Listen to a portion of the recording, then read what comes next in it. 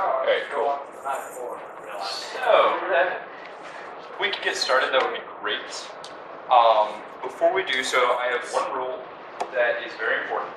And that rule is very simple. It's called, it's cool to be nice.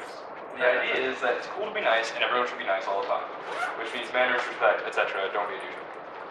That's the one rule. And I'm very strict about it. I will be very mean if you violate it. No, I won't. I'll be still nice. So, Ashley, does anything bad happen if I copy down the magic circle in the philosophy Bible? No, No, because nothing it's It's like, we're not doing it very accurately at all.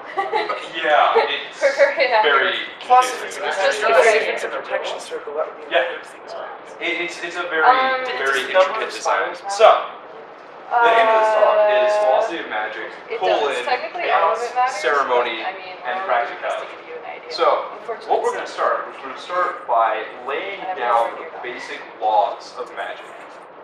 There's a lot. And these laws are sort of like philosophical guidelines of how you approach magic and how it's justified. So, the first law is the law of knowledge. The law of knowledge is fairly simple. Basically what it states is that the more knowledge you have, the more powerful you are. So, if you know a little bit, you have a bit of power. The more you know, the more power you have. And so, what kind of ramifications could this law have to the magician and his way of going about things? I'm sorry, where are you getting these, like, where are these laws formulated that you're talking about? So these laws that I'm talking about are coming from a book by, I forget his name, it's something weird. He was the first person in the United States of America to graduate from a college with a degree in magic and thaumaturgy. He wrote a book Do you called recall what college this was at all? Berkeley in California. I'm UC surprised. Berkeley. I'm surprised. Yeah, totally. So he wrote a book called Real Magic that talks about the way magic works. That's where these laws are coming from. It's sort of like an oral tradition kind of thing. I'm not asking this as a way of passing judgment at all. Is there a separate theoretical basis for these laws, or are they axiomatic themselves? What do you mean by that?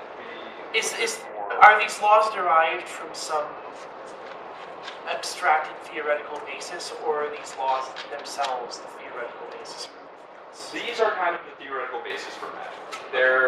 That's how it works. So there's no deeper level of theory.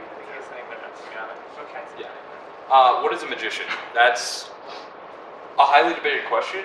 There's a saying in Wicca where if you ask 3 witches a question, you get 12 answers. That's also a saying in Judaism. Except in that case, it's 3 Jews, 12 aliens. So, I guess the simple answer is someone who does magic, which is, of course, completely unhelpful. But for our purposes, we'll be talking about people who do certain kinds of magic, which is kind of something that is... There's no room for opinion. If you're doing this kind of magic, you're a magician. And you might not think you're a magician, but you are. Except for practical magic, this is weird. Now, when was the book written that you're basing this stuff on? We could go for 1970. Let's see. Oh, Isaac Bonewitz is his name. And Philip Emin, Isaac Bonewitz. Published in 1989. First published. Yeah. First published in 1989. So that's the book that these laws of magic are coming from. And they kind of set up the way in which people approach doing magic and justify what they're doing.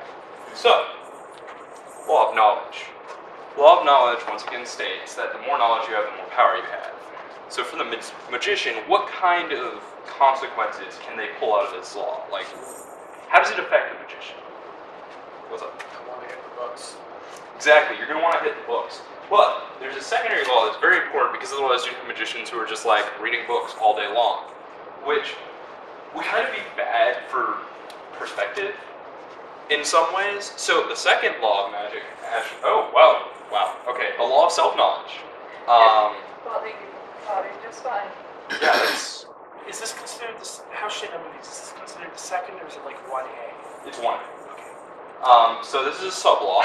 the law of self-knowledge, and what the law of self-knowledge states is that knowledge of the self is more important than other kinds of knowledge. So, knowledge is power, but knowledge of the self is more power.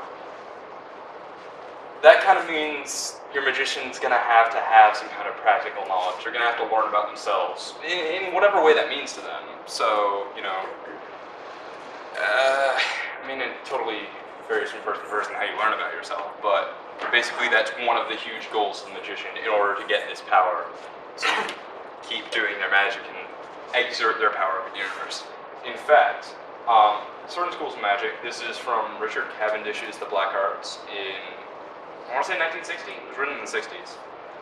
And he says that the goal of the black magician is to exert their will over the universe. So if you're that kind of magician, then you want this knowledge because it's power. And you want knowledge of itself because it's faster than regular knowledge. So, actually, wow. Feel about it. She's a wizard. I don't even know what's up. I know them. I don't know them in order. Okay, so law of names. This is where we start to get into like some more woo-woo magical stuff. The law of names states, and I bet you guys have heard this from like some form of fiction or whatever. If you know the true name of something, you have absolute power over that thing. Yeah, I learned that from Susan Cooper. Rumpelstiltskin. Yep. Oh, also Rumpelstiltskin. Actually, quite a few fairy tales. Yeah.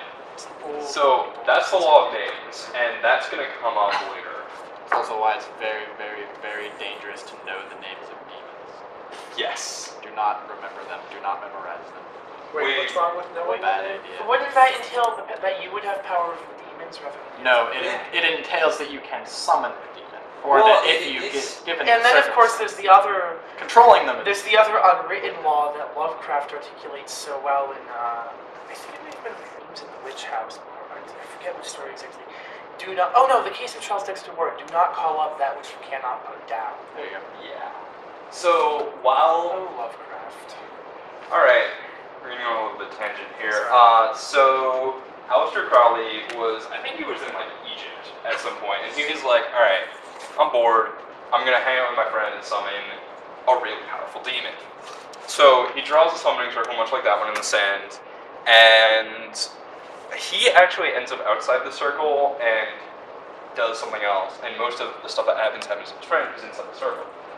They summon the demon, and the demon appears as a beautiful woman, starts trying to seduce him out of the circle, and basically for like the entirety of the story, which I don't remember with perfect clarity, the demon is just like doing a really good job of trying to get this guy to fuck up and step out of the circle. Now, this is all related to stuff that will make sense once we get through the laws of magic. So we're going to move on to the law of the words of power. The law of words of power is once again a sub-law, so it's 2A, also very similar, and it states that there are words of power. Just uttering these words in the right context grants you power. An example of these words, or an example of a word like this is abracadabra, or shemhamphorash, or other magic words, quote unquote. They're words of power. They grant you power under those circumstances. Ashley, what's the third law? Oh, Law of association. Law of association. Law of association is a little more classically philosophical. It states that you have two things, A and B. They're related by a third thing, C.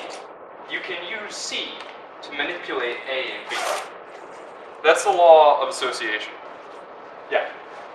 And that is really characterized by the two sub-laws. Whereas the original law is just kind of like a first statement of the theory, the sub-laws flesh it out. And the sub-laws are going to tap into things that you guys have experienced, once again, through media, fantasy, etc.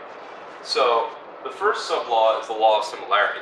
The law of similarity the law of similarity explains sympathetic magic. So, let's say you've got a broom and you want it to fly. You can attach feathers to it, because feathers fly. So if feathers fly, and you attach feathers to something, it's going to fly. It's obviously not that simple, but it grants a certain kind of power. Like a voodoo doll. That's the second one. That's the law of contagion. And what's up? In in the 15th, 16th, and 17th centuries, before the development of the marine chronometer, one of the ways that people thought of to try to determine longitude was to use sympathetic magic to make dogs on ships bark at a distance, so people would know when it was new moon. Interesting. Wow.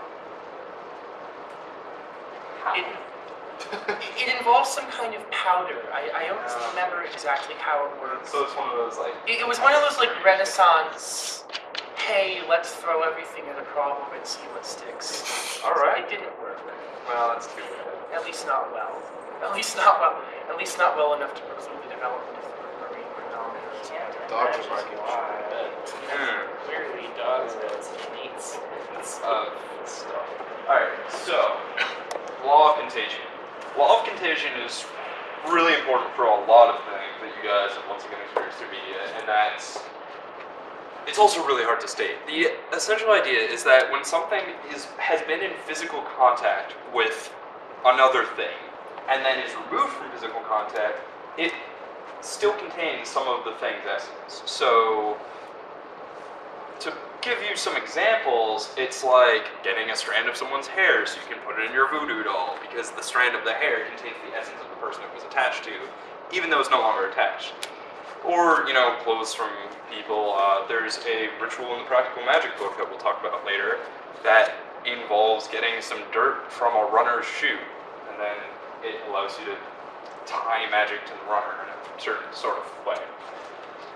That's law of contagion, which is really vital for rooting your magic. The next law is the law of identification. This is where shit gets weird.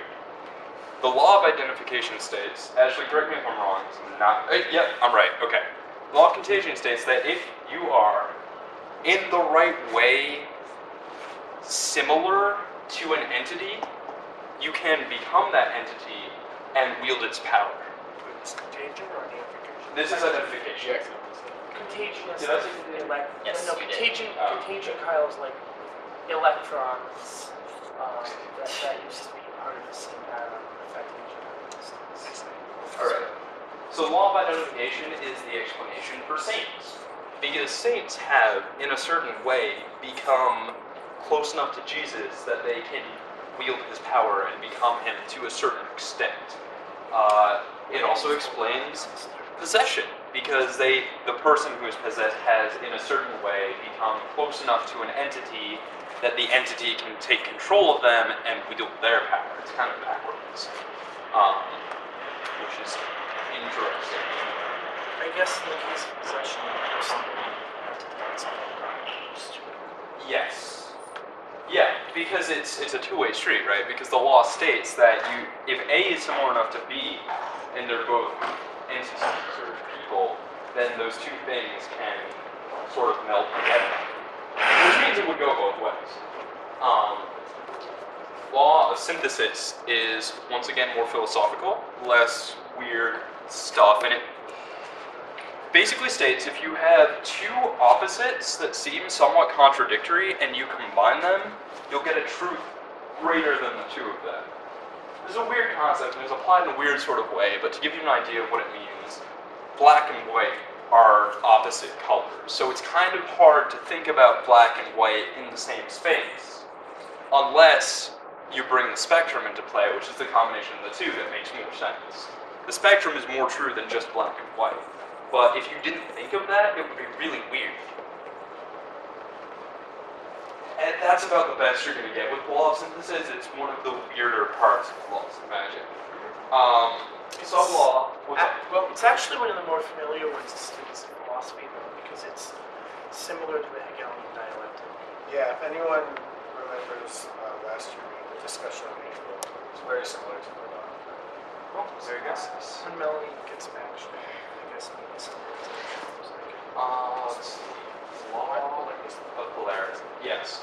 Law of polarity is essentially the opposite of the law of synthesis. So if you have one thing, you can break it down into two opposite things. That's fairly straightforward. If you understand the law of synthesis, you understand the law of polarity, and the law of synthesis is much more important than the law of polarity is. What's the sixth one? Oh, sorry. Law of polarity